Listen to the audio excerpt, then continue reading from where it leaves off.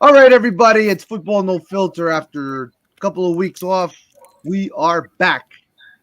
I am your host, Brun Krak. I am with my two compadres. George, how are you? I'm doing well, and you? How's everybody doing? Everybody's doing over everybody all right over here. And Santa Clarence, Nelson, how are you? Doing good, man. Doing good. Vieste dos Açores? Acabei de chegar. Just landed. Just landed. Estás contentíssimo. It was good. It was a good score for us. I felt that we could win the game. I believed in our team, and we pulled it off. That's it. All right, here we go. Good luck. Agora já está. All right. Legal. So let's get going here. We actually had a lot of games that we had to cover. We have Portuguese Cup, we have European Cup, we have League, Campeonato. we have Taça da Liga, which I don't even know if we're gonna get into that.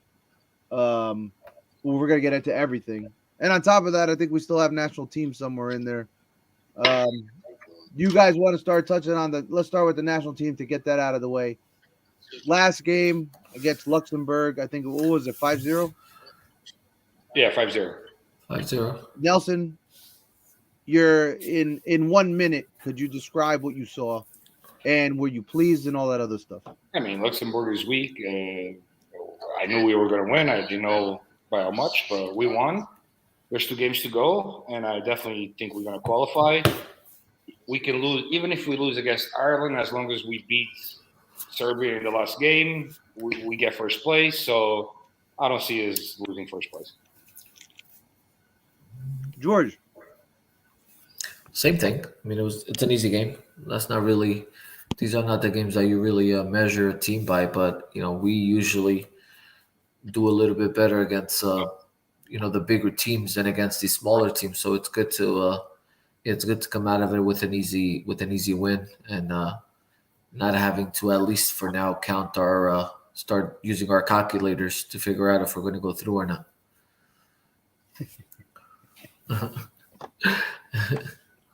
And Now we move another hat trick by the man, the myth, the the goat, legend, the the legend.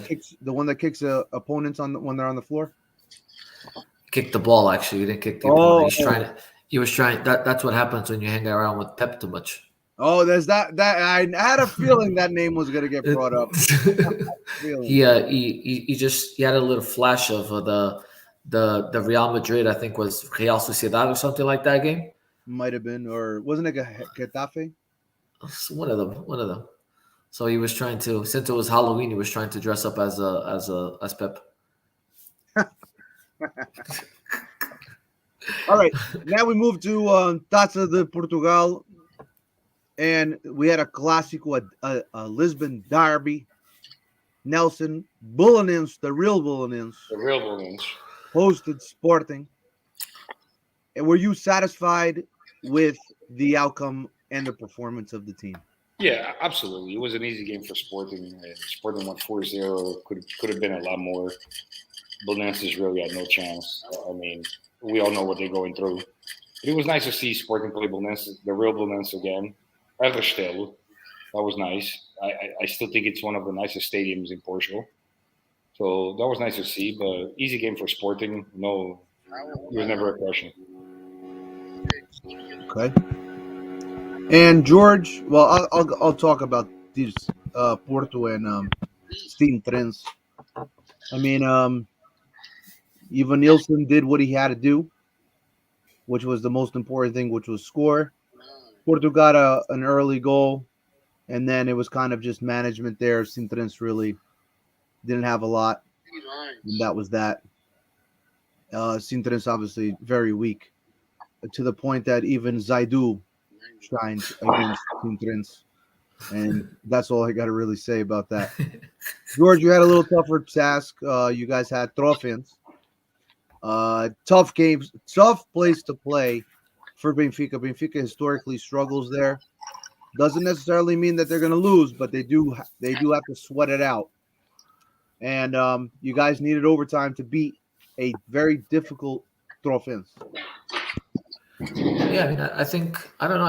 I forgot what their scores are, but I think they've been doing pretty good in their championship. But yeah, I mean, it's always hard to play against these teams in their smaller fields and stuff like that. I mean, the only positive I guess I would take from the game is that Andre Almeida was able to score the game winning goal. So it was nice to see somebody coming from a long injury, a long time off because of injury. It was good to see him score the winning goal. Trofins, just so you know, is in 12th place with 10 points. Yes. 10 points. There you Okay. go. They, I thought they were doing better. I don't know why. Well, in all fairness to you and anyone that thought that, listen, you know, you're looking at 14th place separates 5th place by 4 points. So this could go one way or another. yeah, no, they're fighting for the Champions League. Great team. You should definitely go to overtime with those guys. They're a great team. Trofins? Oh yeah, like they're fighting for the Champions League. You're like, why wouldn't you not want to go to overtime with them? Where the big boys at? The only team right now that is heavily struggling in the Segunda Liga, ironically, is Farense, who was in the first division. They have 5 points. They're in 17th place. And after 8 games, Academic only has 2 points. And it doesn't look very good for them. They might be dropping to the third division if this continues. They need results and fast. Farense and Rio Ave lead with 18 points. Casa Pia and Benfica B at 17 points in third and fourth place. Tonight, But there's a lot of games to play. All right. Casapi, is Carlos Cruz still the coach there, or all those guys, or they changed coach? Oh my god, this guy's out I'm of not control. sure. I'm not sure if he's still there. Oh, okay. All right. So let's go to it was week 9, around 9, week 9, whatever you want to call it. Open up Friday, Guimarães 2, Marítimo 1. Marítimo with the new president, by the way. I'm going to get your comment on that real quick, Nelson. Good or bad? Listen, first of all, regarding the game, like Guimarães almost lost points in that game, and they dominated that game. It was 0-0. Maritim scored a goal. He was called back. Then it was tied 1-1, and then very, very late, like they Guimarães won the game. Like I was happy. I hate Maritim, so like every time they lose, like I'm cool with that. So good win for Marítimo. I mean, good win for Guimarães, and I mean, as far as the president goes, like I could care less. I hope they disappear off the map, so I really don't care about them. Are you happy that Carlos Pereira is gone? Listen, like I say, like I don't care who's in charge. I just want them done completely. Like I want to see them in the second division. The day they go down to the second division, I'll be so happy because I know they'll never come back. Would you be happier them going to second division or Sporting winning a title? It's a tough one, huh? Don't answer right away. You can answer at the end of the show. I'll answer next week. Let me think about that one for a minute. All right, Santa Clara 0, Famalicão 2. Famalicão's first win of the season was at Santa Clara. Tondela 1, Porto 3. Sporting 1, Moreirense 0. Flash Freire and Arouca draw 0-0. Vizela makes Benfica sweat, but Benfica pulls it out 1-0. Portimonense gets stunned at home by Estoril 2-0. Gil Vicente loses to Braga 1-0. And Boa Vista and Besad 0-0. The table looks at Benfica 24, Porto and Sporting 23, Estoril 18, Braga at 16 in 5th place, Portimonense 14, Guimarães 13 and 7th, Boa Vista 8th with 11, Paços Ferreira 9th with 10, Gil Vicente and Tondela in 10th place with 9, Back to back. Vizela 8, Marítimo Moreirense 7 and 13th place, Famalicão, Arouca and Santa Clara 6 points, and Belenenses ends with 5. So Over 49. I'm going to start with you, Nelson. Bullinins, should they be worried? I know I keep on asking you this question almost every week. But he's gone now. I don't even know who their new coach is, to be honest. I didn't see. 5 to go. Do you see that do they have a team good enough to start putting some points together before the market reopens in January? I'm not sure, honestly. They just can't win. They can't get points, and now how many games into the season now? Like 9 games. Right? This is the ninth. Yeah, 9 games into the season. I mean, we're talking about a quarter of a season done. I think you got to start worrying at some point, and I think now is the time to start worrying for sure. Okay. George, you're almost wearing an emblem like Santa Clara. Santa Clara surprised a lot of people last year. They lost their 2 top strikers over the last 2 years. They're down at 6 points, tied with the Roca. Would you say that we're starting to see a trend? You go to Conference League or Europa League, these small clubs, they start the season playing twice a week, and then they start struggling in the league. Do you see Santa Clara being able to get out of this situation, or not so much? I think they're going to struggle. I don't know if they're going to drop, but I think they're going to. I think it's going to be a struggle. For unless they're able to get some players in January, in the January window, but I doubt it that there's going to be much out there. So I think it's going to be a struggle. They lost their best defender. They lost their best attacker. Two. So it two. Two, but- Yeah. I mean the big guy, the one that they lost Carlos right Jr.? after the playoff game or something like that. Carlos Jr. Yeah. Yeah. So I think it's gonna be tough, but I don't think they're gonna be I don't think they'll be going down. Weren't they eliminated from the Taça de Portugal also? I think they were. I think they were kicked out of the Taça de Portugal. I believe so. No, they advanced. I remember They advanced? They I know advanced. there was a couple first division teams that got kicked out. I thought No, Santa Clara was able to hold on, and I think they won at home. That was Nuno Campos' first win as the new head coach. For people that are not familiar with Nuno Campos, he was the first assistant on Paulo Fonseca's coaching staff. Okay. Famalicão down at the bottom, but I have a feeling they've been playing very strong. I think that they're going to be able to get out of their situation because they do have a good team. They've just been very unfortunate, but I think the luck is starting to turn around for them a little bit. Not today, but yes. In terms of the league, it will be. So I think you're going to start seeing them get out of their hold. I mean, again, I give Ivier a lot of credit. He is a very good coach, and I think he's going to turn that team around. La Liga. Moreirense is the team that I think I'd be worried about because they just cannot finish, and their back line is not the strongest either. They just don't have the talent that they had a couple of years ago with a guy like Pedro Nuno and players like that.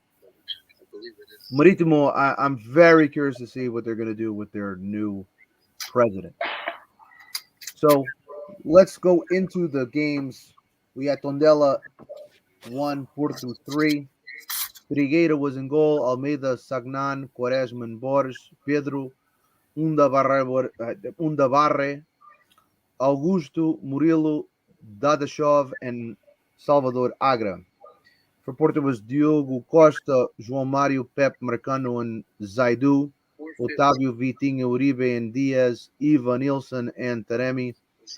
This game was basically started very badly for Porto, which actually was a blessing in disguise because the goal actually made them wake up. Porto started to overwhelm Tondela in their midfield and their attacking third. And I think that Tondela eventually just broke under pressure. Taremi scored the first goal.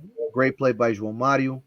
Second goal, Trigueira made a major mistake and Taremi capitalizes.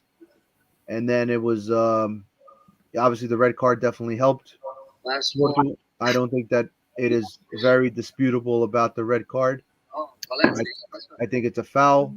And I mean, there's no chance that the other defender was going to make a play on Taremi that he was going to go into goal. There is an argument about the Nux, the Pep. Should he have gotten a yellow? Should he have gotten a red? Last one. You know, Pep, I don't think was the last man. That's just my opinion. Maybe you guys will disagree. I don't know. There was a potential penalty that people are talking about for Tondela that could have been a 2-0. Up 10, three It colors. wasn't called. There should have been a penalty called in favor of Porto. It was not called. And Taremi eventually got a beautiful through ball by Fabio Vieira to make it 3-1. And that was really it. I mean, Porto didn't have the best performance. They were efficient enough to score and get the 3 points. Nelson, take it away. So I was actually out to lunch with the crew from high school from back in 1954 when we graduated, some shit like that. And the game was on. I was actually at Newark Benfica. I was actually watching the game at Benfica. Like I'm like their hero there. I walk in and they're like, "Campeão, campeão, tu és campeão." It was awesome. So I was watching the game there. Listen, Porto was losing. I was actually pissed because I had Porto in a parlay, and I'm like, "You fucking jerk offs! You better score." You know what I mean? All those plays that you mentioned about penalties and stuff, I missed all of those. A couple of the goal Portos were from rebounds. You know what I mean? Like the goalie saved it, but the ball came forward, and there was somebody there to kick it back in. Listen, they won 3-1. Maybe there was a couple questionable calls. I mean, I know that everybody was making a big deal about that foul right outside the area when the guy got the red card. You know what I'm talking about? The Tondela guy got the red card. Sunset 49. You're that talking about the Tondela one? Yeah. Okay. A lot of people were saying like, oh, Porto getting help, whatever. But he was last man. Like, listen, Porto won 3-1. I mean, you can sit here and call one player or another. Like I said, I didn't watch all of it. I was having lunch with the guys. But for me, it was a good win. I mean, I can't believe I had Porto in my parlay, but for me, it was a good win. And not much to say about that. 3-1. It is 3-1. Porto did start bad, though. Not a good start for Porto. Also, we had the best. Oh, they've been having slow starts for sure. I mean, this has been an issue for the last couple of weeks. Eventually catches up to you, Bruno. That's the thing. Like you can only put down someone. There's no debating that. There's no debating that, Nelson. I agree with you 1,000%. When you start slow that many times in the course of a season, eventually it is going to catch up to you. Yep. And that's exactly what's been going on. I mean, today was kind of the same way, but we'll talk about that in a little bit. 92. I still believe that there's a lot of issues with Porto's team, mainly the back line. The back line. I was going to tell you that. Like the back line, Porto's not 100% secure back there, and I think teams can definitely expose that for sure. Well, it starts with a guy like Marcano, and today was evidence. I've been saying this for years that Marcano was not a good player for Porto. I know that there's a lot of Portistas that like him. I just don't see it. He commits a lot of mistakes that are converted into goals. Majority of the goals that Porto give up has a lot to do with Marcano. Okay. Zaidu is not a Porto player. I've been saying that for about a year now, that Zaidu is not a Porto player. He's fast, he's athletic, but that's about it. He lacks tactical awareness and he lacks ball skills. I don't think he brings anything to the table that's positive. I would prefer Manafá over Zaidu. at left back, but I still think that and Manafá is a player that I don't think that is for Porto to win. And at the end of the day, those are two players that have to be moved in January. I think you just eliminate these type of players. I think if Pinto Costa just said, you know what, we're going to sell this guy, and this guy, which is Marcano, Zaidu, Nanu, and Manafá, and you leave Sergio Conceição with not a lot of options other than to go into the market and get someone else, or just go to the B team and pick up some guys, I think he would be better off. But that's just me. I was going to say, listen, when your best defender is close to 40 years old, and he's by far your best defender, and the guy is close to 40. So you definitely have issues at the back. I think Porto needs to make changes. I agree with you. I hope they don't make them this year. I hope they wait till next year. That will benefit my team. But I do believe Porto has a lot of issues at the back. A lot of issues. Like I mean, I see it every game. Like every game, it's been a short lately, and it's just not good. George, what is your take on this? Tondela 1, Porto 3. George was yawning. I guess he must have been watching like the Vizela Benfica game again. The game didn't end yet, Nelson. I know it's still going. Like, oh my God, holy shit! Fourth overtime. I just checked it.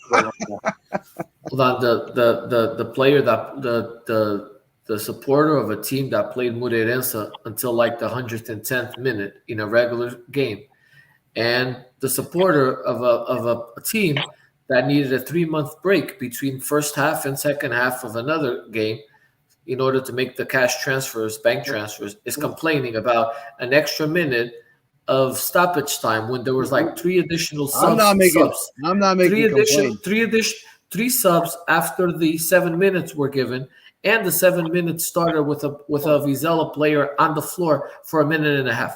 Is that what we're discussing? We're discussing Tondela versus Porto. Yeah, okay. Tondela versus Porto. What are you talking about? Right. Okay. That's nervous, man. Just making sure. Look, your hearing's out of place. Fix that shit. No, my hearing is just great. It's awesome. His hair or his hearing? His hearing is fucked up too. Like that's besides the point. Both. Let me fix mine. No, look, I mean, Sérgio Conceição wanted to give Pinto da Costa the Taça de Liga as a. That's not the game we're discussing. Well, which one are we discussing? Tondela 1. Tondela Porto. Oh, okay. Sorry. No, I mean, I think it was a good game. That was the hat trick by Taremi, right? Yes. Yeah. No, it was a good game, an easy game. I thought it was going to be much more difficult for Porto. I think it was difficult. It turned out easier than what it originally. Yeah, I mean, look, it's one of those games that they, every shot on net was almost a goal. And versus the Benfica Portimonense game, that Benfica could be over there shooting on net for 48 hours and nothing was going to go in. You know what I mean? So a couple of goals makes this the game look maybe better than it was, but overall, look, you gotta score.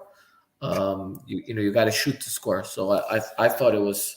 To me, I thought it was an easy game because of the score line. I thought it was going to be a much more difficult game for Porto.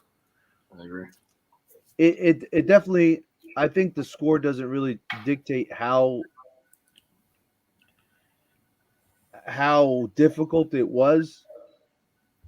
I think that Porto, until the third goal, they were still the team in control. However, they struggled to get to the third goal. When they finally got the third goal, that was the straw that broke the camel's back for Tondela. And then eventually the game was over there. But I think Taremi's 3 goals was very helpful. He definitely made up for the midweek miss there was a lot of them. All right. Yeah, when Taremi is not diving or taking red cards, he's a pretty good player. He's a good player regardless, but we'll talk about that a little later. He's definitely a good player. I agree with that. Yeah, he is a good player. I'm just kidding. He's a very good player. He's a great diver, a good player, great diver. But I agree with you. Not as good as Chico Conceição though. he gets like a Greg Louganis number 10. And not even close as Jonas Pistolas. That guy was fucking No, amazing. that guy was a good diver. Yeah, the only problem is that he could score goals from anywhere in the field. So that was just a plus. He came in at the right time. There was no VAR. Like none of the diving was. You mean he left at the right time? He left at the right time. Yes. Yeah. That's because he broke he messed up his back from all the diving. That's right. All right. We're going to go to Nelson's favorite team, Sporting and Moreirense, which Brian Neto's on, and we all know that Brian Neto is a Moreirense fan. Oh, yes? He is.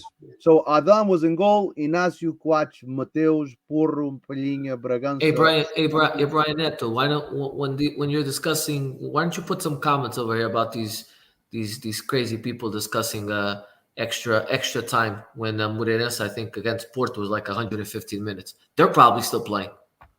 Maybe, we don't know. In another realm, possibly. So we have Porro, Palhinha, Bragança, and Santos in the midfield, Sarabia, Paulinho, and Pot up top.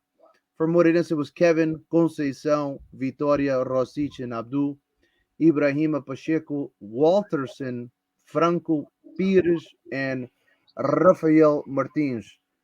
Nelson, please talk a little bit about this game. I know that you are probably not as pleased. You're more pleased with the result, not so much with the performance. Would you agree? Yeah, absolutely. So once again, like we won 1-0. Paulinho once again with a couple easy chances that he missed, and it's becoming a weekly thing. And every time I keep seeing the same comments. He works a lot for the team. Yes, he does. He holds the defenders. Yes, he does. But 23 million for a guy to do that, shit. Like, compra barril, put a barril holding defenders, and just fucking let it be that way. It was 1-0. We definitely could have won by more. I mean, Moreirense really didn't do much. I don't think the score was ever in question. They had one opportunity. That's what I'm saying. They had one opportunity, but 1-0, it's one of those scores. Like one shot and you lose 2 points. Right. So once again, not happy with the performance. Too many chances missed. Second half, oh my God. I almost took a nap in the second half. Like, the second half was just so boring. So it was like Sporting didn't even care about getting the second goal. Sporting was happy passing the ball around. If they went up there, they did. If they didn't, they didn't. It was just horrible. Like, Sporting really didn't try hard at all in the second half. And that was, and then from the 75th minute on, if Sporting could keep the ball in midfield the last 15 minutes, they would have done it. It was just that poorly. Like, it was horrible to watch. I don't know how a team like Sporting, 4 times in a row champions. I don't know how a team can do that. Like, just be okay with a 1-0 score and like not go for the kill, knowing that one shot can change the game. That was pretty hard to watch. George, would you agree with Nelson's statement that they just didn't seem like they were inspired to look for the second goal? I don't think it's that they weren't inspired. I think that they understand that they're not playing well, or they're not playing as well as they did last year, and the goals are not going to be. They're not going to come as, I don't want to say as easily, because last year they didn't come easily as well. But they were able to find ways to score goals. So I think they're getting a little bit more on the the mentality. Let's score a goal and then let's hold them off, hold the opposition off, and that could be a very dangerous approach. That's my point. But when the team understands or feels like they really don't have anybody up front that can score, they feel like they have to get more compacted and defend more. It's a big gamble to take, because I know that last year Sporting had a few games where they scored in the 90th minute or an extra time.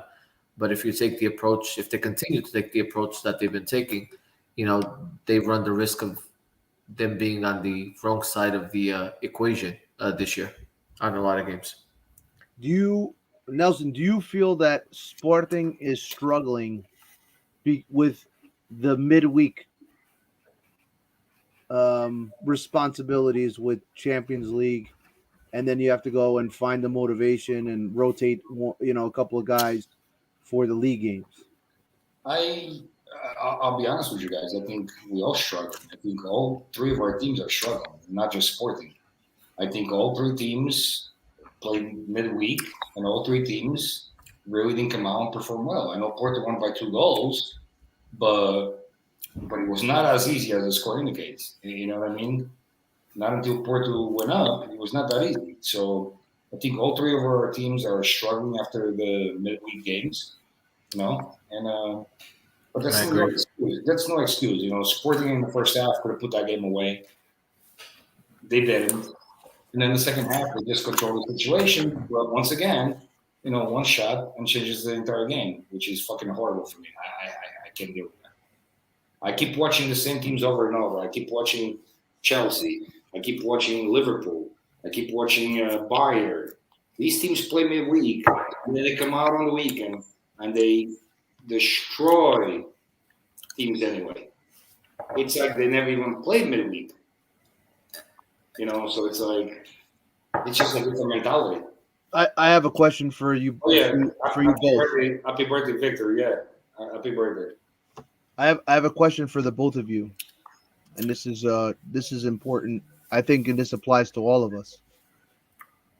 Do you believe that the fitness level of the top 3 Portuguese clubs, do you think it's good or mediocre or poor? I'll start with you, George. I don't think it's mediocre, man. I mean, you look at the 3 groups, and when we're playing against these midweek games, we're not playing against chump teams. We got like 3 of the, when you look at it, I mean, at least Benfica and Porto, we have like 2 of the hardest teams in the whole freaking draw for the Champions League, and then Sporting doesn't have a week draw either. I mean, they're playing. You're playing Borussia Dortmund. You're playing Ajax. You're traveling to Turkey to Besiktas. You're not playing any chump teams where you can rotate some players midweek and then rotate some in and out at the end of the week. You can't do that. But you can't do that. By the way, Ajax, their last 2 games was Dortmund and PSV. They scored 9. They allowed 0. They beat Dortmund. They beat Dortmund 4-0. They beat PSV 5-0. Ajax. Remember Ajax last year or the year before when they went to Madrid and they put 4 or 5 behind Real Madrid? Ajax. Who lost? Who was it? The Ajax PSV. PSV beat Ajax for the cup right at the beginning. At the beginning of the season, before Benfica played them, right? They beat him 4-0 in the preseason, and now they got 5. Now they got 5. Yep. Ajax is just a machine when it comes to players. Like these guys just keep producing players. They have the best academy in the world by far. I don't think anybody was. They got a really good coach too. And listen, like I remember when they got eliminated in the semifinals, and it was crazy because in the semifinals they won 3-0 in the first game or 3-1 in the first game, and then second game they got eliminated. They got eliminated like extra time, not extra time. Extra time. Yeah, like in the last minute. The Lucas Moura. Against Tottenham, Lucas Moura scored 2 or 3 goals. 2 goals like in the last few minutes. Ajax is just a great team right now, guys. No matter what we say, and after the, I'm sorry to interrupt you, Nelson. And after that game, they sold all the best players. They sold Legit to Juventus. Right. They sold the other guys to Barcelona. The one to Manchester United. They dismantled that team. And by the way, I have no idea, guys, how that guy Anthony is still playing for them. Antonio, whatever the hell his name is. I think he's Brazilian. Yeah. I have no idea how that guy is still playing for Ajax. That guy destroys every defender in front of him. Doesn't matter who the left back is. That guy makes a fool out of that defender, dude. And that forward that scored the 3 or 4 goals in at Sporting too. That's I use that. he keeps scoring, the French guy.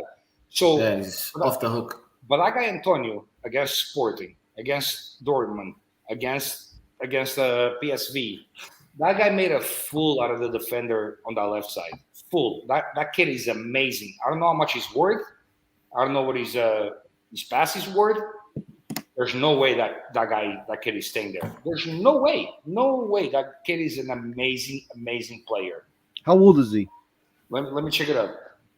Like, amazing left back, amazing left foot. Like, that guy's just a great player. I think he's like 23. Let me check.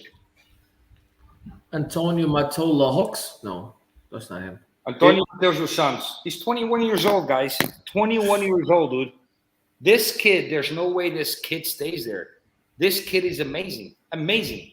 But again, Nelson, to George's point, okay, you're talking about a club that sold their backbone of their semifinal Champions League team a couple of years ago, and in 2 to 3 years, they're back right where they were. And I'll tell you guys right now, and you can put it on record right now. You will see them in the quarterfinals, semifinals again this year. For a fact, most teams will struggle against them. These guys are amazing up front. Amazing. I mean, they definitely have the killer instinct. I don't think you can deny that. And, there's a lot of homers of the top, the big 5 leagues and all this, like, oh, they can't compete. They can compete. Ajax can compete with those teams because they're actually better than majority of those big 5 clubs or big 5 leagues. Majority of those teams, with maybe the exception of a Liverpool and a Manchester City or something like that. But I think that Ajax could give a lot of problems to majority of those clubs. I would even say they could be competing for the French league head to head with PSG to the bitter end. I agree with you, and I just looked it up. So he did get called up to the Brazilian national team already. And well, this kid was just transferred to Ajax, and he was transferred for freaking 17 million euros. So he wasn't transferred for peanuts. Exactly. This kid right now São Paulo, Brazil. Okay. So right now he's evaluated at around 28 million, which is the transfer market fee numbers are usually not that right. Usually it's much more than right. what's on the transfer market. So you're probably if they wanted to sell him right now, they would definitely double their money easily. Oh yeah, and in less than a season. I'm telling you right now. So this kid just called up to the Brazilian squad. He scored a goal in his first game. He came in as a substitute.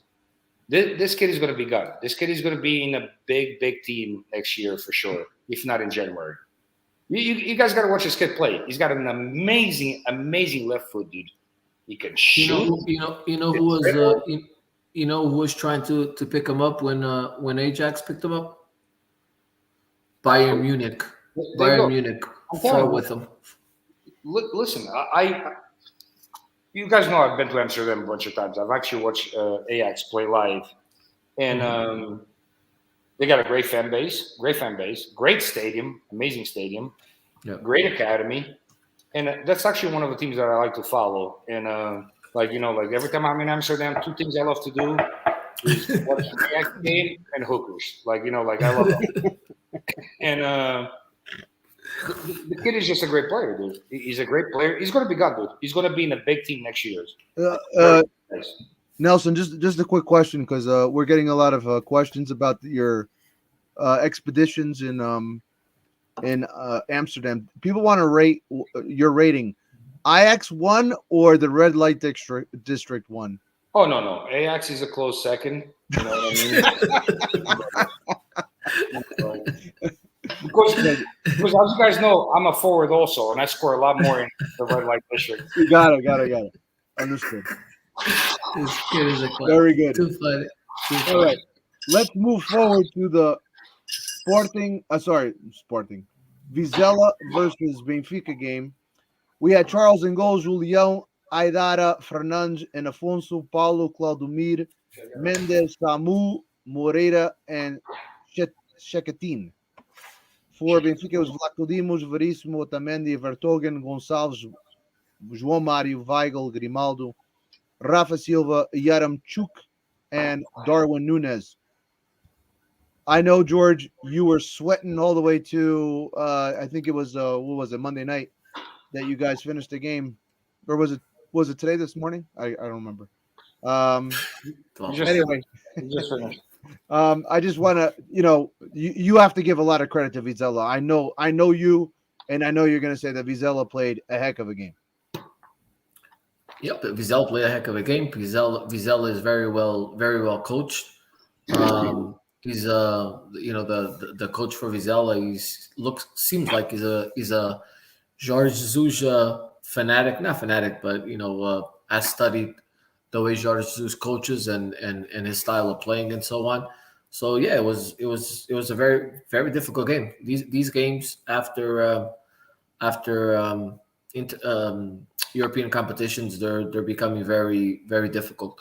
For Benfica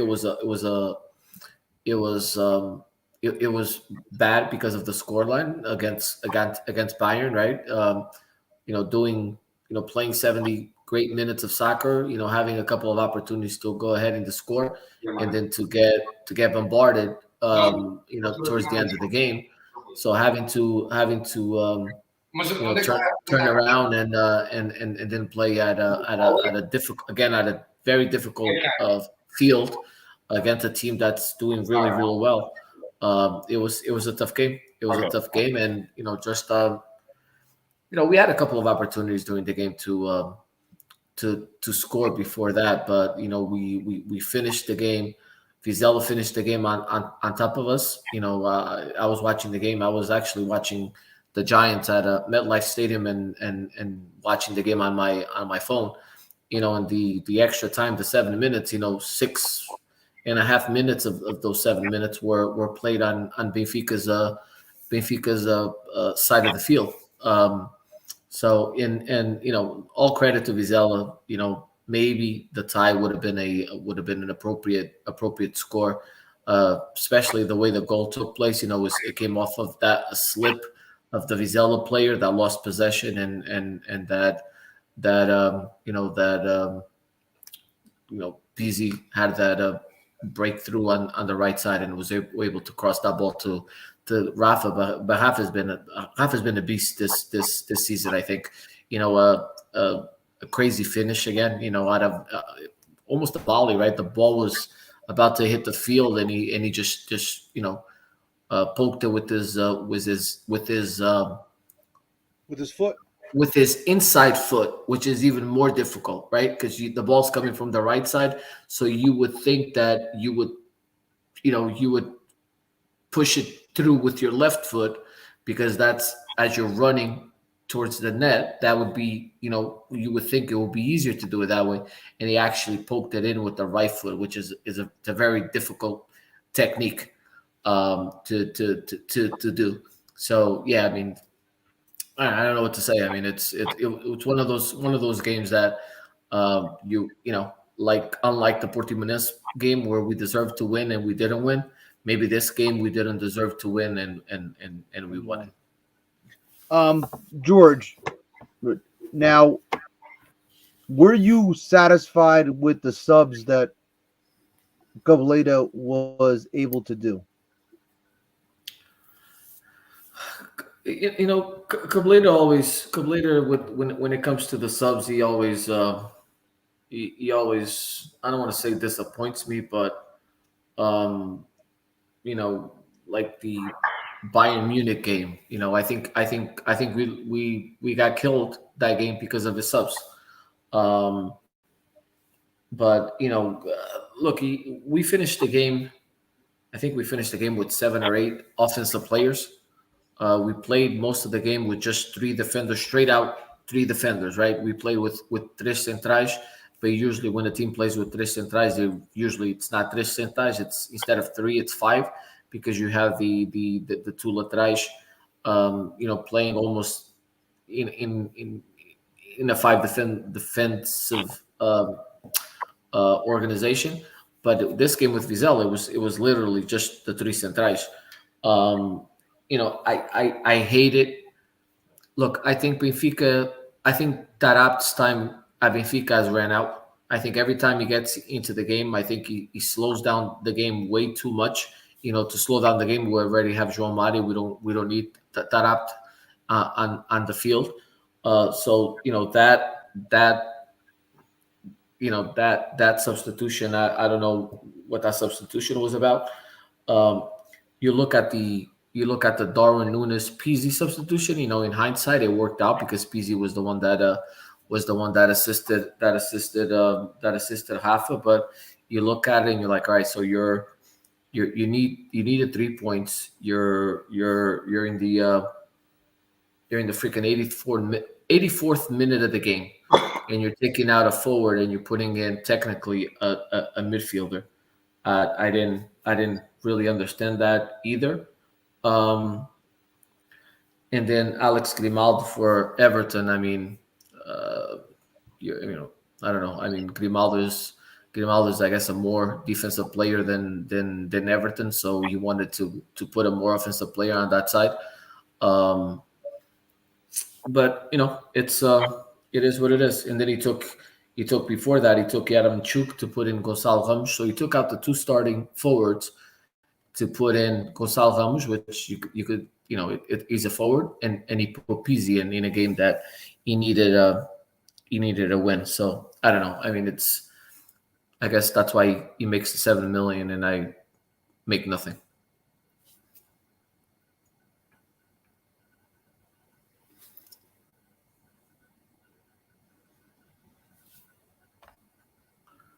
Are you frozen?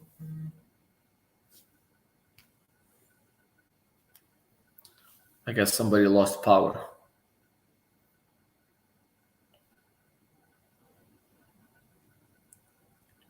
Let's see. Bruno lost power. Nelson, I don't know what he's doing. I guess Bruno's going to be, just give us a second, everyone, because we're having some technical issues here with Bruno's power. I don't know where Nelson's at, unless they're living in the same house, but in different parts of the house.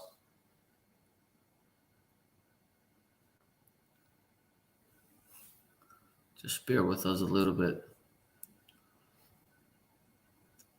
So yeah, but I mean, overall, I think it was a pretty good game. I think we don't need them. I think it was a good game. Like I said before, I don't think it was maybe we didn't deserve the win in this game. But that's how the cookie crumbles sometimes, I guess. We got lucky. But against the Portimonense, like I said before, against Portimonense, we had a ton of opportunities. We should have gotten away with the 3 points, and we ended up losing the game. So that's the way soccer is. So let's see how the next game goes. We're just getting messages here from Bruno. He just needs a couple of minutes. Lost power.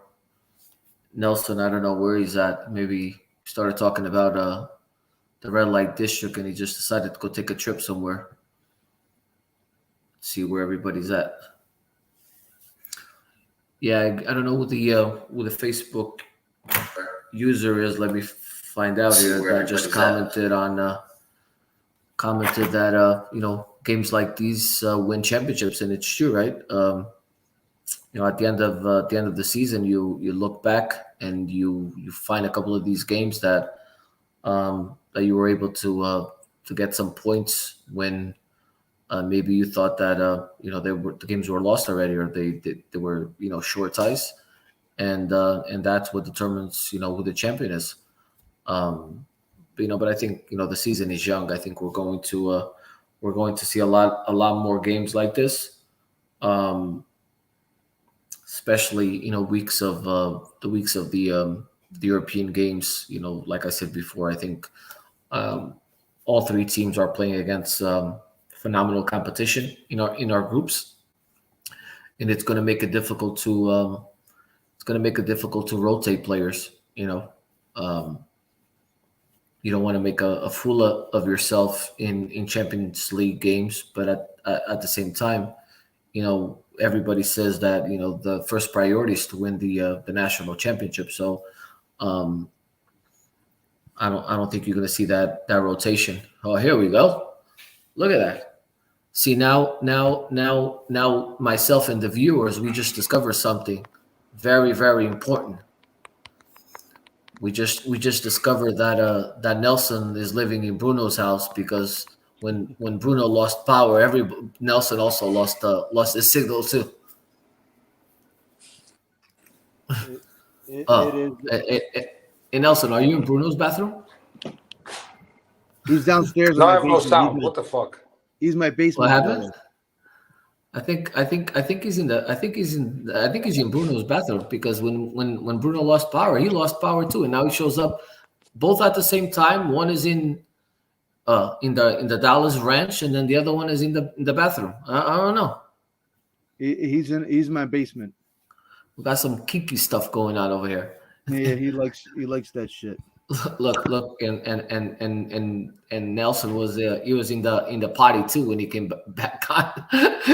Look, we got one that goes in peace without turning the sound off, and then another one that's in the cagadera, and when he comes on live. Can you guys hear me now? Yes, we hear that. We hear that echo in the background. Yeah, where do you live, Bruno? I live a couple blocks away from you.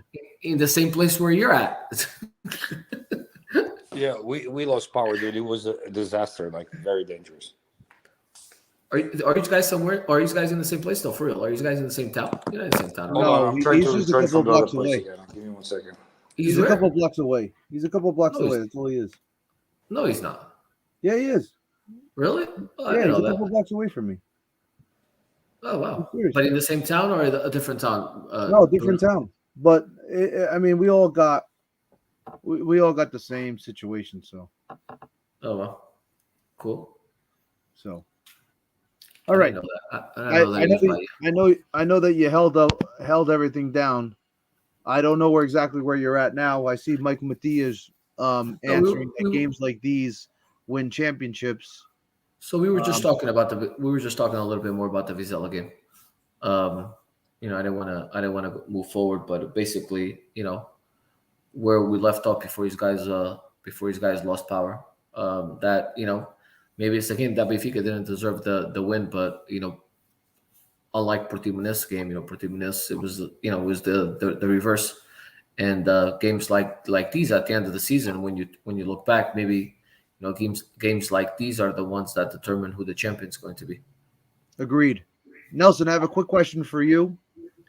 Do you believe that Pacheco was a little too ambitious toward the end?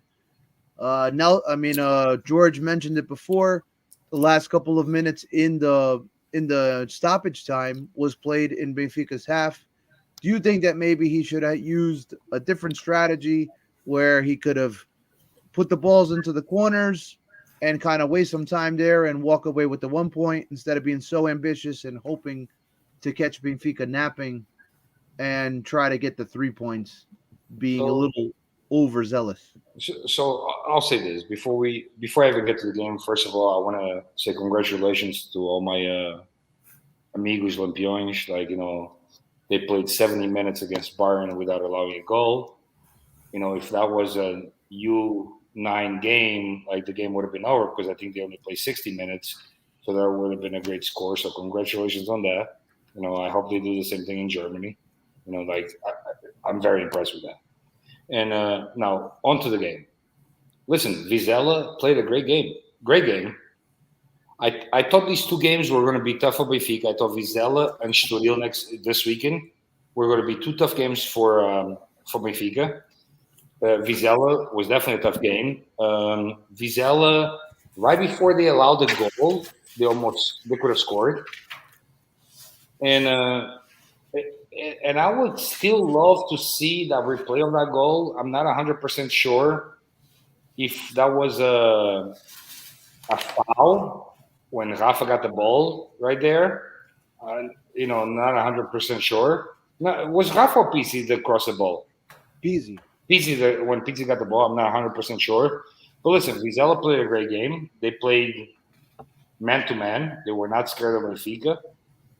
I know what you're saying, Bruno. They could have kicked the ball to the corner. They probably would have walked away with a point. Listen, they did get in benches. They went for the win. They tried to score in the last few minutes. They didn't get it. Benfica won. It's a big, big win for Benfica. They definitely thought that they were done. You know what I mean? They definitely thought they lost 2 points. And then, oh my God, I had so many posts ready to go. I had like 1,000 things going. Like I had like posts going like, oh, like look up in the standings. Tell me where we are. All the shit that these guys talk because they don't know what the fuck they're talking about. And I was ready to go, but I had to erase everything, which was very disappointing. That shit pissed me off. That shit pissed me off so bad that I'm going to the Dominican Republic in 2 weeks. I said, fuck this. I'm not listening to these Lampions anymore. So I'm going to DR in 2 weeks now. And great win by Benfica. Listen, they won the game. Like no complaint here. They won the game. But Vizela definitely played a hell of a game. But I do believe Benfica is going to have a tough game again this weekend. Hey, I just want to say something, right? Go ahead. Because your Bruno was trying to, I understand what Bruno was trying to say as far as Vizela not being so attacking towards the end of the game, trying to waste some time. But to be fair, and it's not because I'm Benfiquista, Vizela was wasting time the whole game. They were wasting time the whole game. There were players falling on the field with, making believe they had a Cambrias, whatever you could say in Portuguese, the whole damn game, especially in the second half. So I think they just did it at the wrong time, because like to Bruno's point, I think towards the end of the game, that's where you would think that a team would try to hold on to the points, but the whole game they were just wasting time.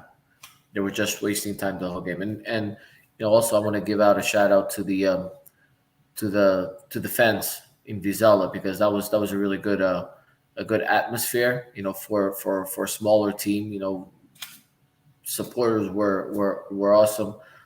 It was a great soccer atmosphere, and looked like everything was very respectful, and a great showing for Portuguese soccer. Who's that Facebook user that says nunca vi tantos jogadores da mesma equipa com tantas Cambrias? That's Captain. Who? That's Captain. Captain of what? He's just Captain. Oh, That's the name. Oh, hello, Captain. How are you? You're mistaken. Yeah, I think Captain. I probably do. Listen, like I said, Benfica won the game, fair and square. I'm not disputing that. I just think Vizela could have definitely walked away with 1 point. But listen, when a team is playing a team that's struggling, and they see that it's like a shark. They see there's blood in the water. They have a chance to come away with 3 points. They went for it. They tried. They tried to get 3 points, and they ended up with 0. You know what I mean? Simple as that.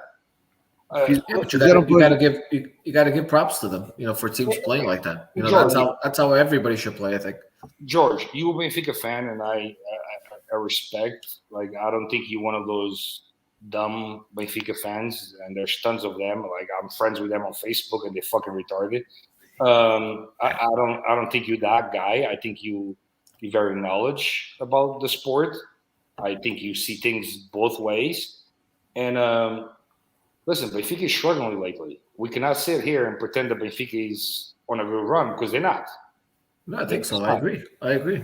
And they got another tough game this week.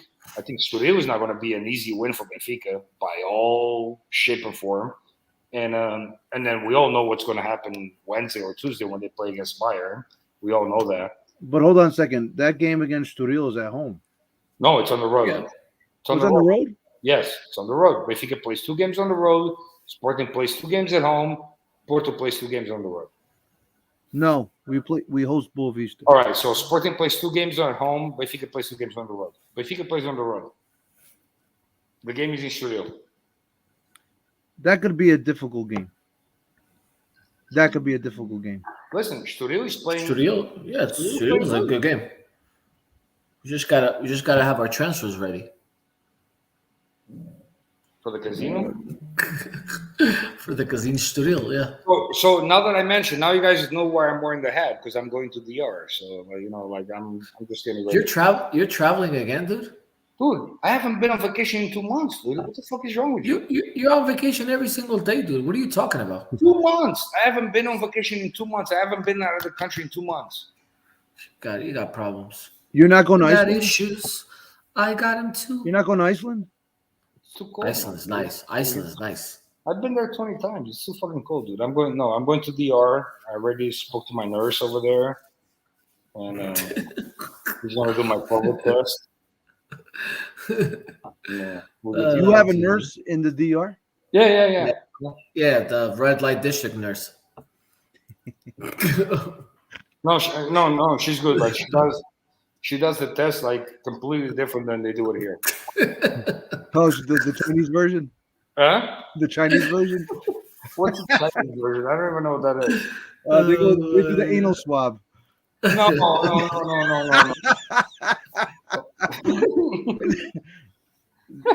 Is that the one you're talking about? No. That's not the one you're talking about. That's when you're leaving, like when you're heading to the airport. After a couple of presidentes, right? El presidente, la cerveza que no presidente bebe. Maybe on your next trip out, I'll accompany you. Yeah, carajo. When don't you come now, dude? What? Why don't you come now? When are you leaving? November 16th. Oh, that's not bad. That's Do it, not dude. bad. Do it. Let's do it. Trust me. We'll talk I know everybody there. I can show you the pictures. I know everybody there. Wait a minute. You want him to go with the Chinese anal swab?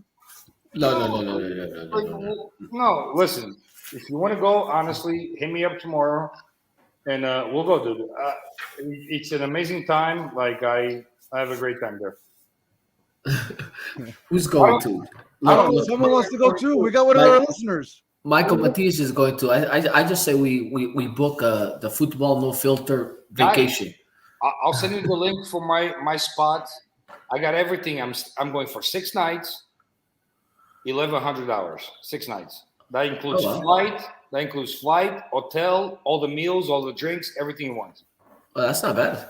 That's not bad. If you guys want to go, hit me up, dude. Just send me a message. I'll send you the link. Book it, and let's go, dude. But hold on a second. Mike Matias wants to go where you go with your nurse. Yeah. Dude, I got 4 nurses over there. Michael Matias is married. What is he talking about? He wants to go. Where does he want to go? He's not married. Michael? I think so.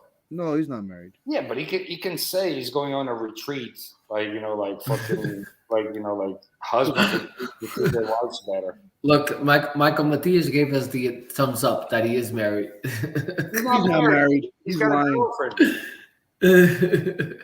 He's lying. You can say he's got COVID and he needs to be stay away from her. See how he's not married? I told you he's not married. For quarantine, right? Listen, if you guys want to go, honestly, hit me up tomorrow. I'll give you guys the link.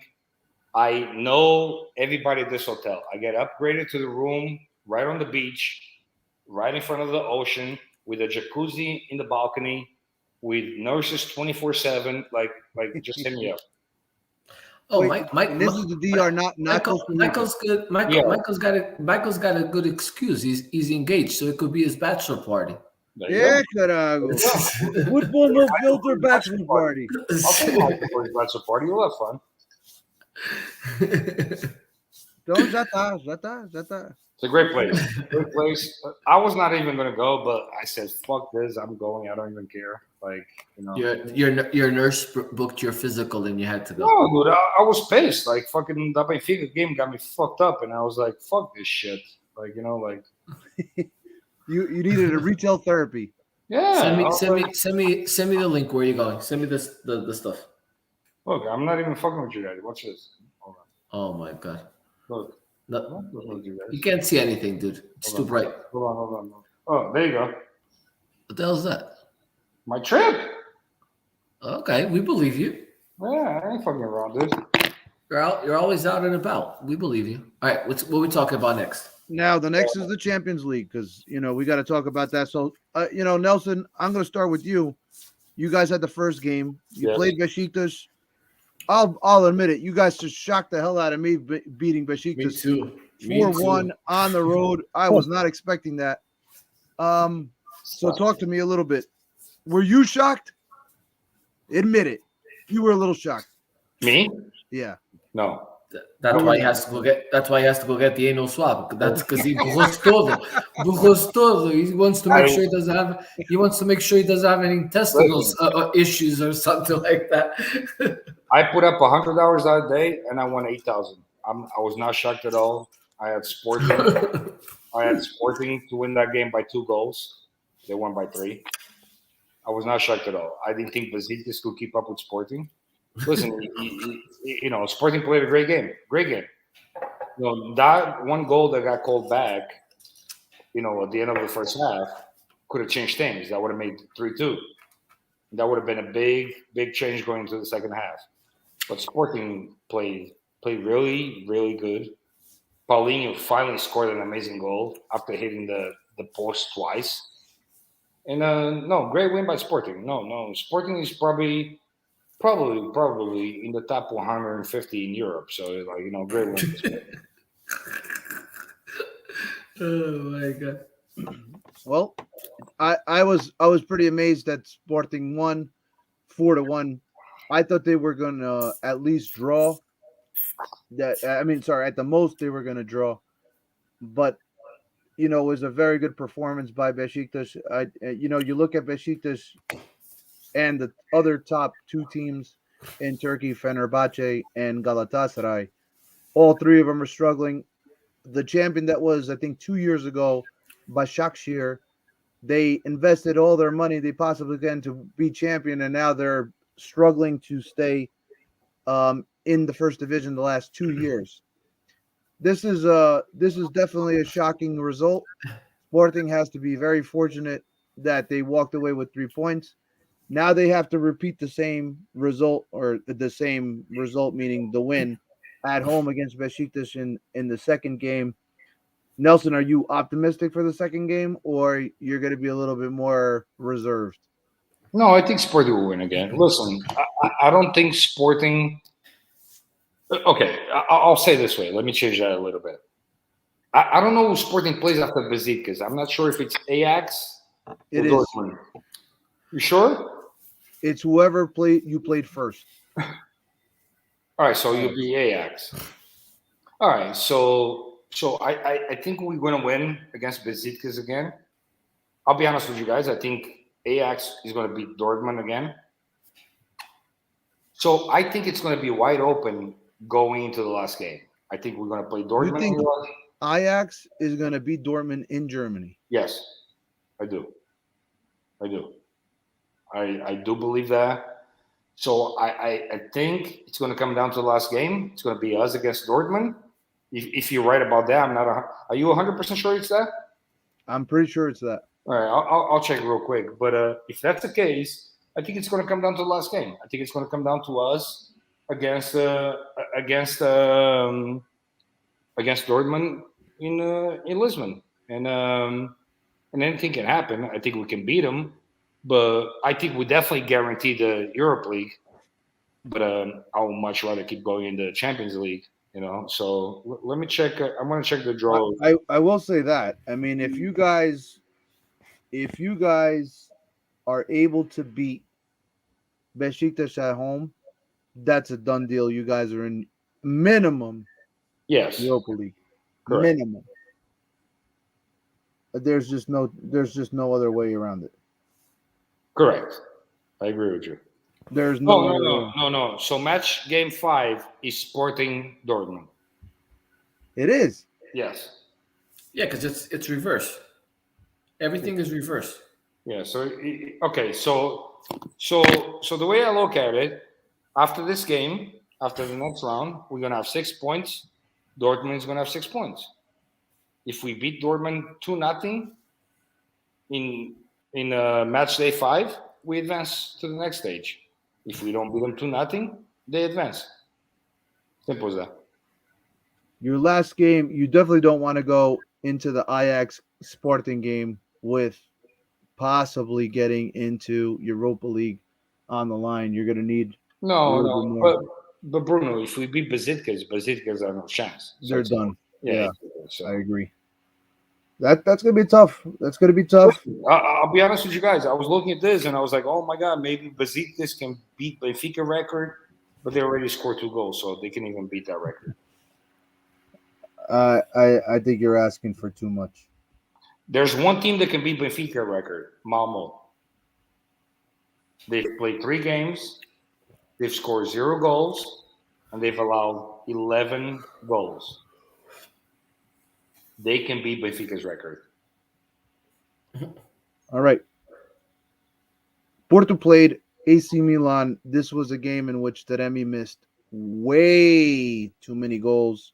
This could have been an historic win for Porto over AC Milan. I warned you guys, AC Milan is just a name. It's not what they used to be. Porto vulgarized them, and it wasn't pretty. It could have been a laugher, and it could have been an historical result. Any of you guys disagree with that or not so much? Go ahead, George. I'll go after because I got a lot to say about that game. Look, Milan is. I just don't. Like you said, I don't. Milan is not what it used to be before. So to me, it's not a surprise that Porto beat Milan. It's not a surprise that it wasn't a difficult game for Porto. So just not a surprise to me. Nelson, you got a lot to say. I do. I was just trying to set George up. That's why I said go first. No, I mean, But look. To be honest with you, look, I'll put it even. I'll go even further. To me, it's not a surprise that Porto beats any team in Europe. I know Porto has a very difficult time with English teams. If you look historically, it's a language. Porto always struggles with English teams, but you put them against any other team, and they do well. So, I'm a Benfica fan, but I like seeing soccer, and I mean what I say, and I say what I mean. I don't have a. To me, it wasn't a surprise that Porto beat Milan. I'll say this. Listen, we can all sit here. Porto has been the best Portuguese team in Europe for a very, very long time. All right. It's not even a discussion. Now, the same way Benfica beat the worst Barcelona team of the last God knows how many years, Porto also beat a Milan team that's not that good. I mean, Porto dominated that game. The fact that they won 1-0, it's a fucking joke. Like, Porto should have won that game 5-6-0 easily. Porto, I forgot how many shots Porto had, but Porto had so many shots on goal, it's not even funny how many shots they had. And then the fact that they score a goal that can be disputable because it could have been a foul call there for a fact, like, it's just crazy because Porto dominated the game. Porto is by far the best out of all Portuguese teams in Europe. They can go up against anybody. Like George says, they struggle with the English teams. I think it's a language thing. Italian, Spanish, like we all sound alike and shit. Like, like maricón, pendejo, all that bullshit. You know what I mean? But when they play England, like British teams, Liverpool, Arsenal, they've always struggled with those teams. I don't know why. I don't get why, because they always competed against other teams. But a great win for Porto. Should not even been close. Porto dominated that game. Yeah, Milan is not the same Milan. Barcelona is not the same Barcelona. If anybody thinks Barcelona is the same Barcelona, they're nuts. You know what I mean? And I don't know what you said, but either Barcelona or Milan still better than. Who said that? Who said that shit? Hold on, I'm going to look it up right now before I keep going. Who This said might be that? But either, Matias. Huh? Matias. All Matias. right, you're not going to the DR. You're going to Costa Rica. Yeah, but he's going to Yaco. I agree. Listen, I'm just fucking around. I know Matias is a cool guy. Like I agree, Barcelona and Milan are still better than Besiktas. I agree with that, but it's not the same two teams that they were, years ago. But shit, Barcelona, you don't got to go back that far. Barcelona is not the same team that they were last year. They lost one player, and that player made the team a lot better. They didn't lose one player. I'm just saying, by losing Messi, that alone changes the team completely. But listen, great win for Porto. I'm happy for Porto. But Porto can compete with anybody in Europe. They do every year.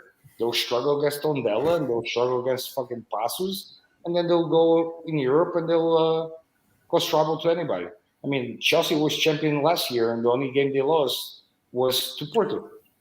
So, I mean, that says it all, I think.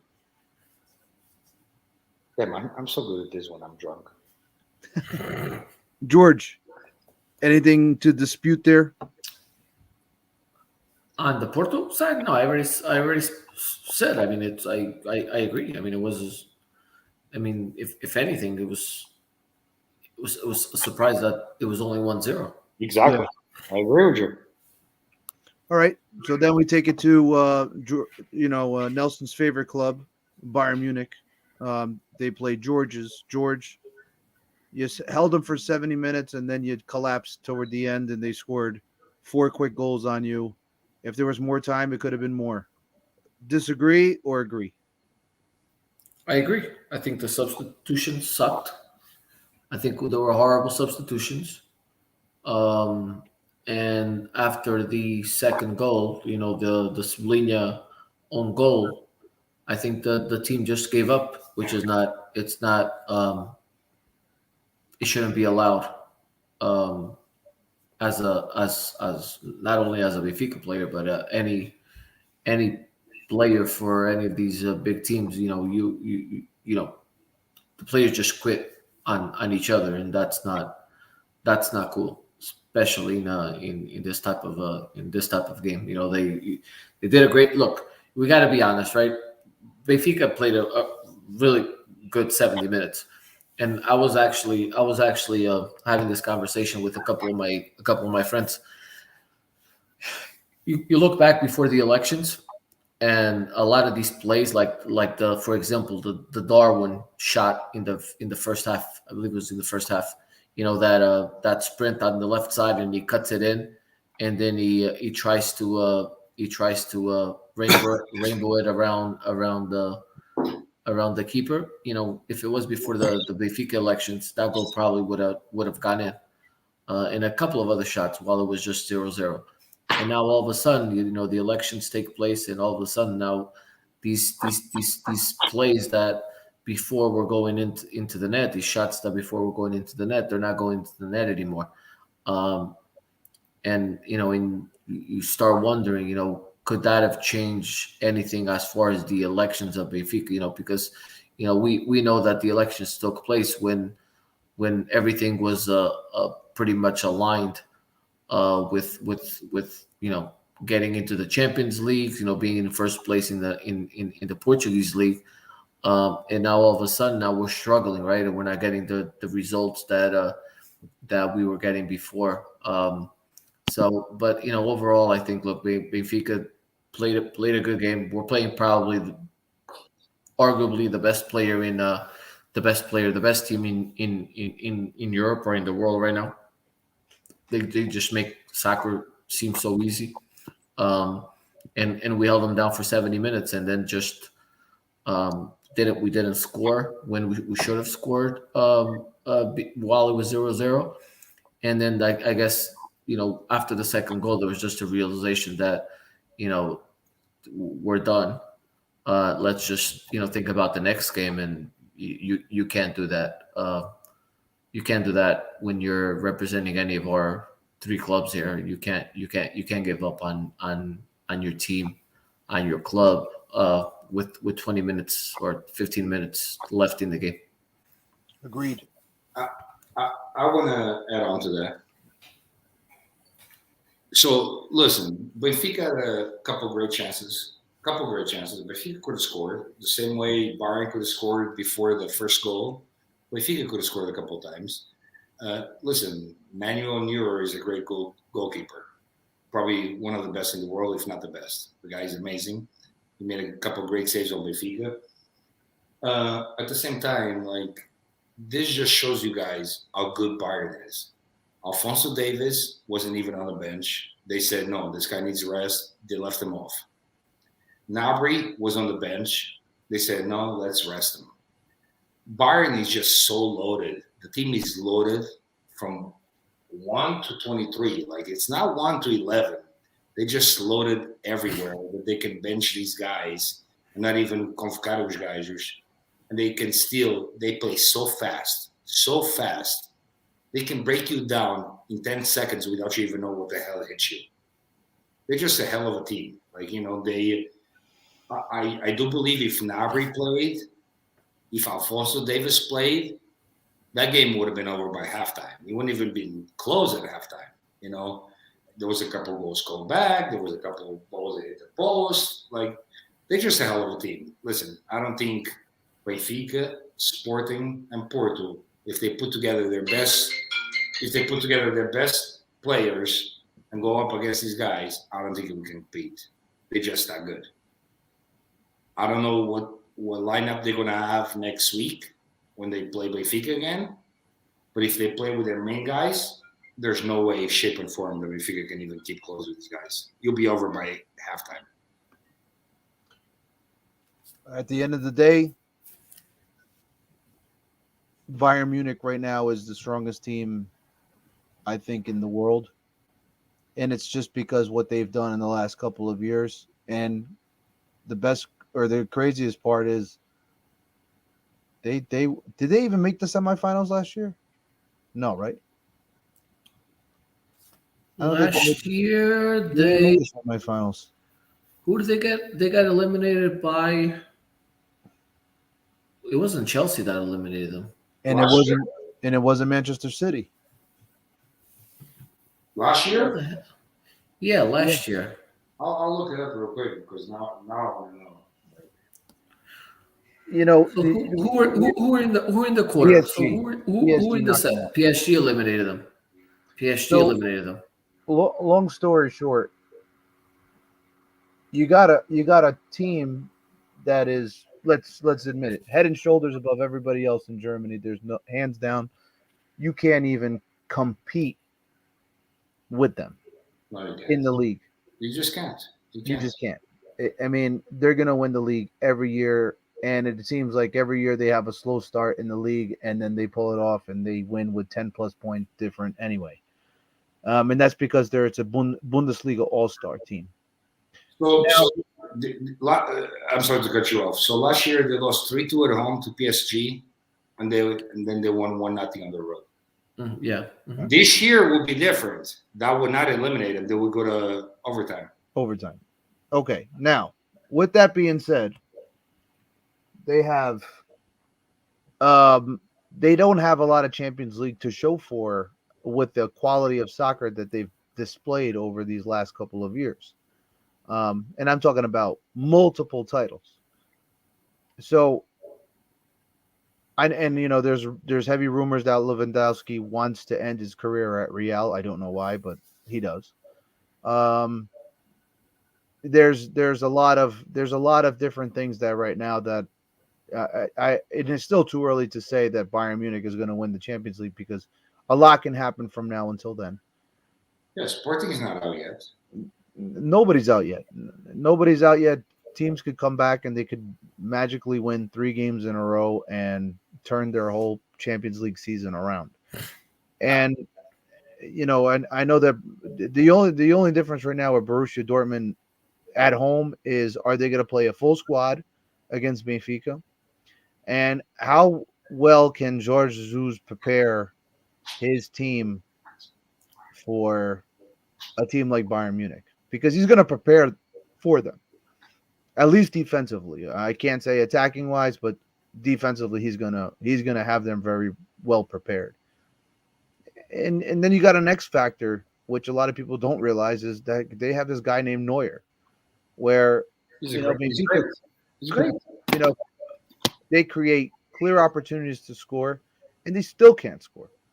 And this is the one. This is what I'm trying to say is they have the best defenders, midfielders, and forwards around, plus a world class goalkeeper, if not the best goalkeeper in the world. I mean, it's arguable, and they still can't win Champions League. So what's missing there? That's the big question. No, And- I'm sorry. Go ahead. No, keep going. Finish. And I don't know. I don't know if there's going to be anyone that's going to be able to stop them right now. Obviously, I think they're going to breeze through their group. Benfica has a chance. It depends on what happens. What they do with Barcelona. They have what was the other team in your group? They need to beat Dinamo at home. That's the last game. So I think that game That gives them if we beat them at home, that gives us 7 points. But it all depends what Barcelona does with I think what Barcelona does with Bayern. If Barcelona beats Bayern, I think we're good. No, but the thing is, if Dinamo beats Barcelona away, and it can happen. It can happen.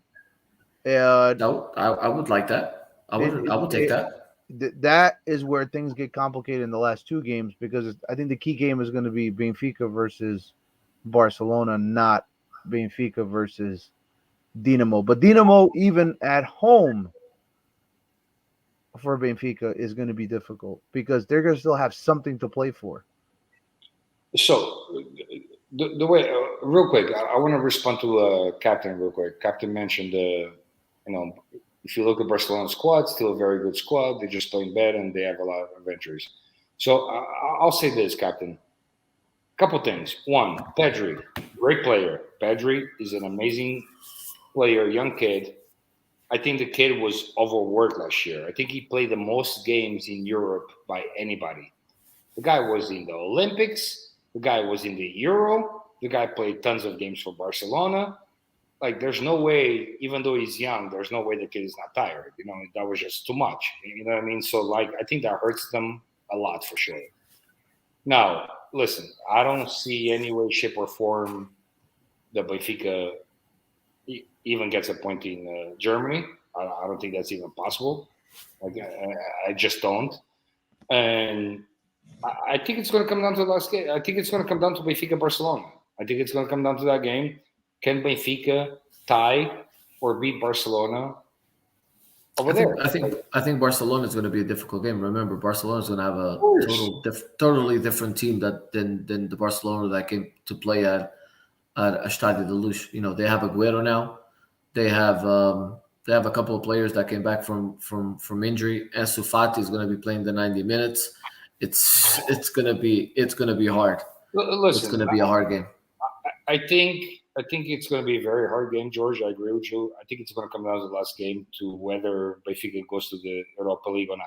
I'll be honest with you guys. I don't think Benfica is going to – I still think Barcelona is going to beat Benfica at home. I don't know what they'll beat them by, but I think it's going to come down to the last game. And listen, when Barcelona plays Bayern might play with the janitors because they don't give a shit anymore. You know what I mean? But don't forget this second game now. Barcelona Dinamo ties Barcelona, and then it changes everything again. It changes everything. No, I would not be surprised if Benfica makes it through. I would not be surprised with that. Right? I agree with you. I would not be surprised with that. But right now, Benfica is fighting for second and third place. Second, third, or fourth. That's it. Nobody's touching first place. First place is done. Just leave it alone. Let them go. They are better than – they can play all three teams at the same time and beat them by 4. So let them be, and let's just, Benfica needs to fight for second place. Simple as that. Yep. Third. Second or third. That's it. Second or third. But that's it. More than that, it's impossible. lot of games left, guys. We'll have to wait and see what happens. I think there's going to be a lot of good quality soccer still to play. So let's hold on. All right. So we have two more games left. I'll start with the Santa Clara 3, Porto 1. Sergio Conceição opted to make a lot of changes. They had Nanu, he had Marcano, who was not really a change, but you get what I'm trying to say. Manafá and a couple other guys. I thought Bruno Costa had a pretty poor game today. I don't think he's justified being 2 million being spent on him where he could have got it for free in January. And a lot of goals missed. I keep on questioning the quality of Tony Martinez. I don't know if he's good enough to play, at least to be a starter at Porto. I won't say that to play at Porto, but be a starter at Porto. I question it. But at the end of the day, I think I have to give a lot of credit to Santa Clara. They definitely capitalized on their opportunities. They went after Marcano. Marcano was linked to all three goals in one shape or form. And Porto had their chances when they made their subs. They brought in Luis Diaz. They brought in Sergio Oliveira. And they brought in Taremi. They had three chances where they could have scored. More than three. About five clear chances to score. They ended up scoring 0 out of those opportunities. And then when they made it 2-1, they made the game a little bit more interesting. Santa Clara went on a counter and they made it 3-1, and the game was done and dusted. Porto leaves the Taça da Liga, which I'm pretty okay with. I don't have any issues with losing the Taça da Liga at this stage right now. Last couple of years, if you look back, Porto lost semifinal and final. And then the next couple of weeks, they struggled in the league. I think this is probably a blessing in the sky when Sporting and Benfica have to play at least 1 to 2 extra games. Porto in the next round against Rio Ave at home, they're basically going to play with the reserve squad, rotate players, give guys some added time. And once again, like I said, I think I'm very okay with Porto losing the Taça da Liga at this stage. George, anything to say about that? No, I mean I think it was a surprising score. I don't think Porto wanted to lose the game. No, I don't think so either. But I think it's it's one of those games where the motivation is not there, and you get surprised with a couple of early goals, and you can't come back. I would argue the motivation. I think the motivation was there. I just don't think that the players, the quality of the players that were on the field were there. You have a player like Manafá, you have a player like Marcano, who was linked to all three goals. You have a player like Nanu, who tortured us a year ago when he was at Maritimo, and then since he came in, obviously the jerseys weighs too much for his shoulders. I have to admit that I think there's just some players that they have to be removed from Sergio Conceição's list of options, and he's got to be forced to go with somebody else. Those are the three guys that I think struggle to, in my mind, to even play on this squad with the addition of Zaidu. Do I like Bruno Costa? I like him. I just don't think he's good enough for Porto. I think he would be an excellent player for a team like Guimarães, or or Boa Vista, for example. I think he would be excellent for them, but for Porto, he's just not good enough, and and that's really it. Nelson, do you have anything to say, or not really? No, I just want to say, Conceição queria oferecer a Taça da Liga ao presidente.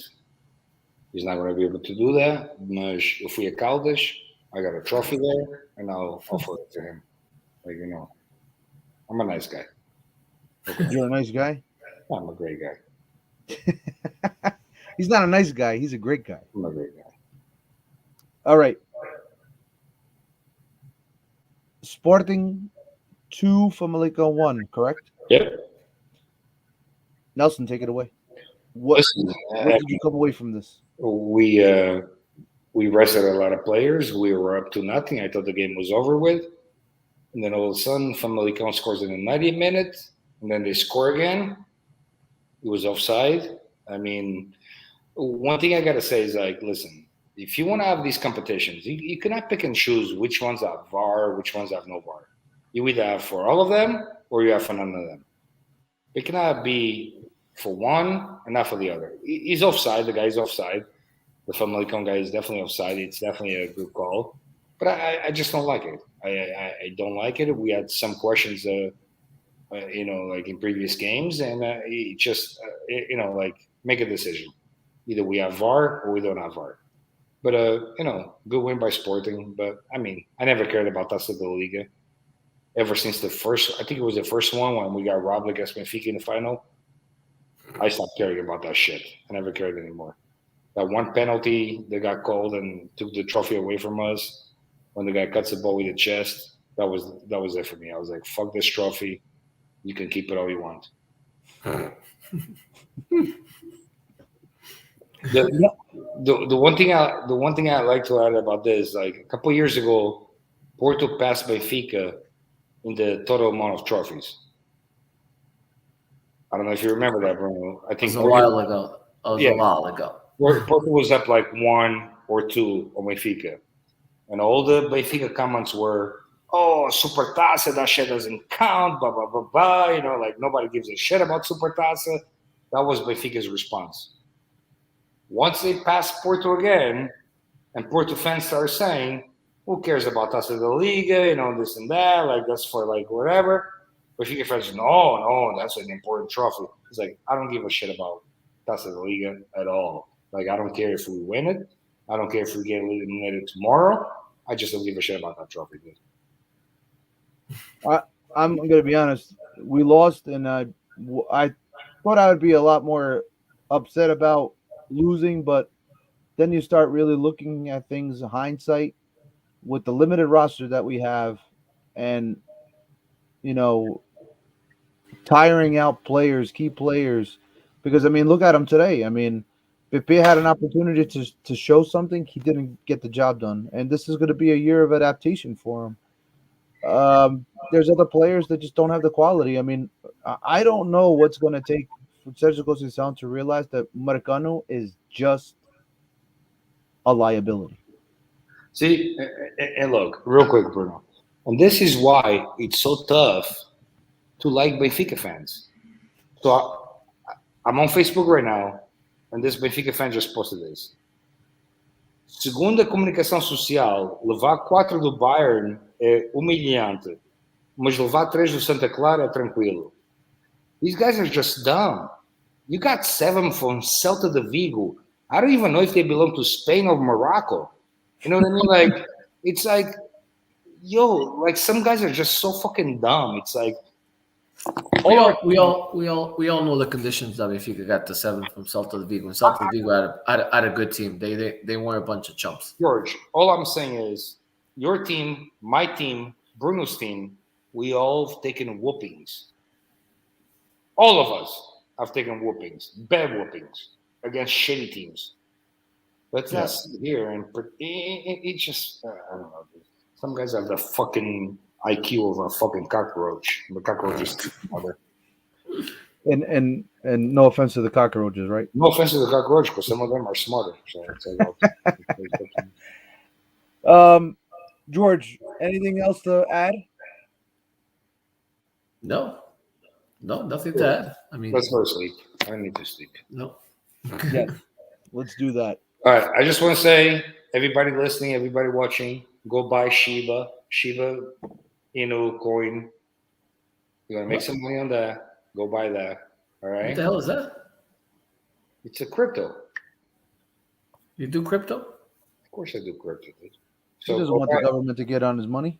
Go buy that, guys. That thing is gonna go up a lot. It's gonna be the next Dogecoin. So What's it don't- called? Shiba. Shiba? You want to spell it for people? SHIB. Just look up SHIB. And SHIB. SHIB. It's on Coinbase, so it's easy to buy. You can buy it straight with Apple Pay. Go buy that. I'm up like 900% in the last couple of weeks. Just go buy that. Take advantage of that. It's still low. It's still like 0.0000000 something. Really?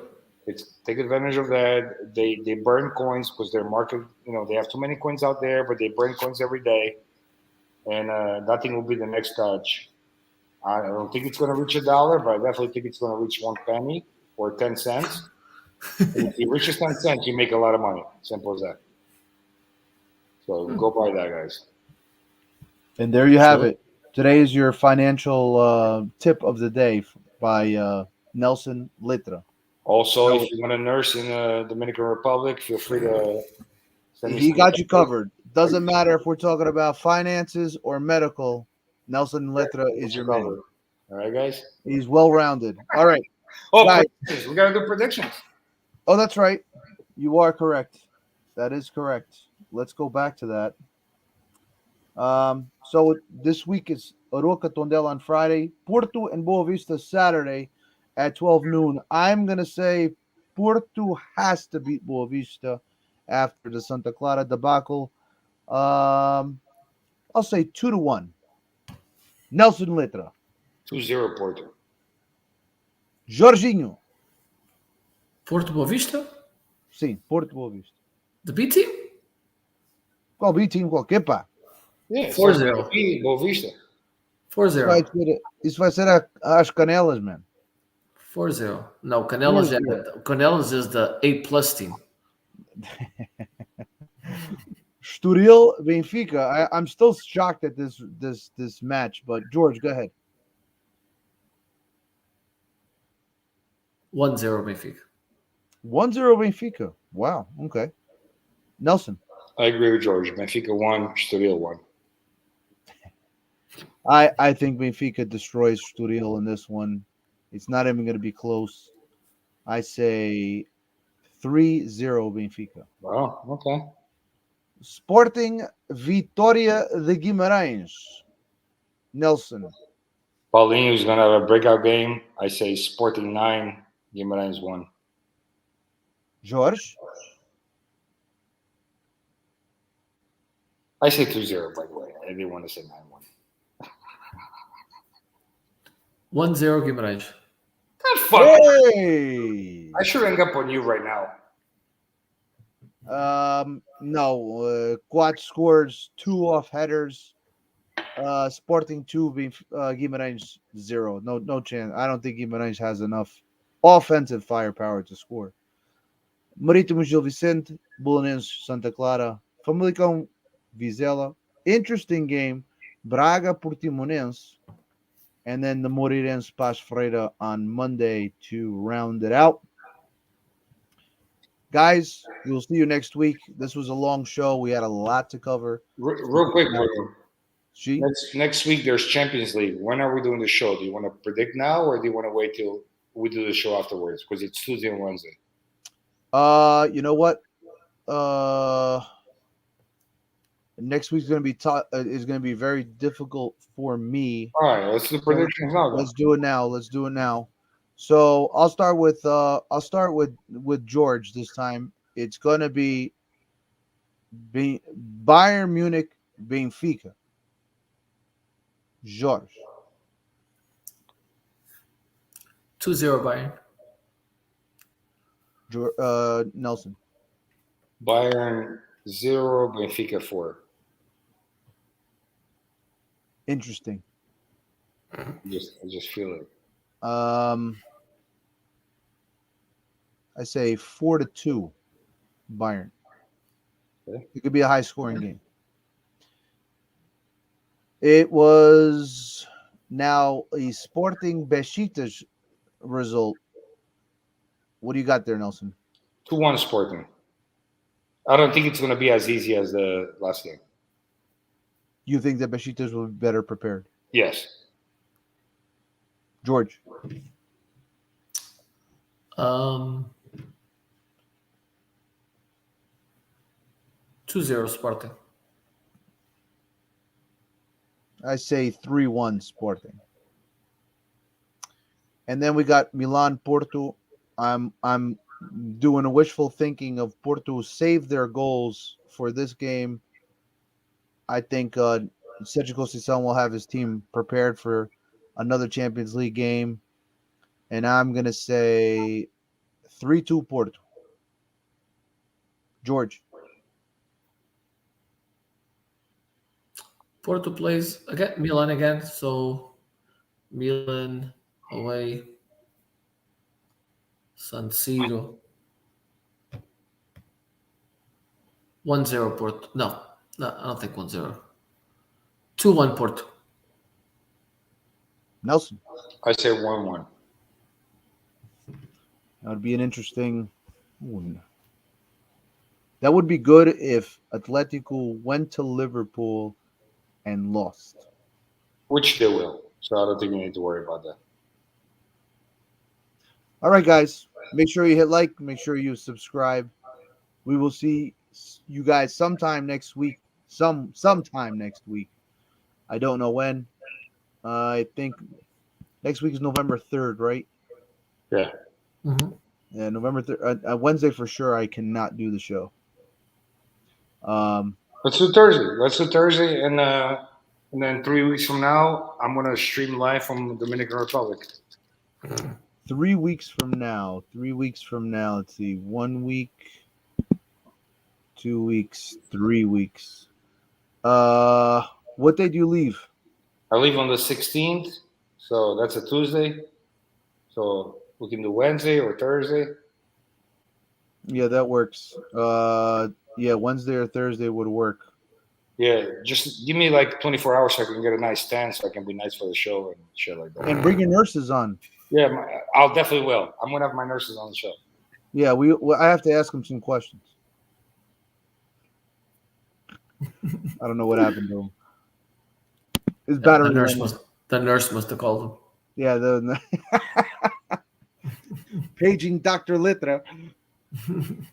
All right, George, we'll see you next week sometime. Oh, there he is. I apologize. You got a little too overexcited. Yeah, I thought about the nurses. I was like, fuck this, I'm out. You gotta wait. You gotta get on the plane first. I know. I'm just too excited. He was going on the toilet again. All right, guys. Have a good night. All right, have a good night, guys. Take care. Bye.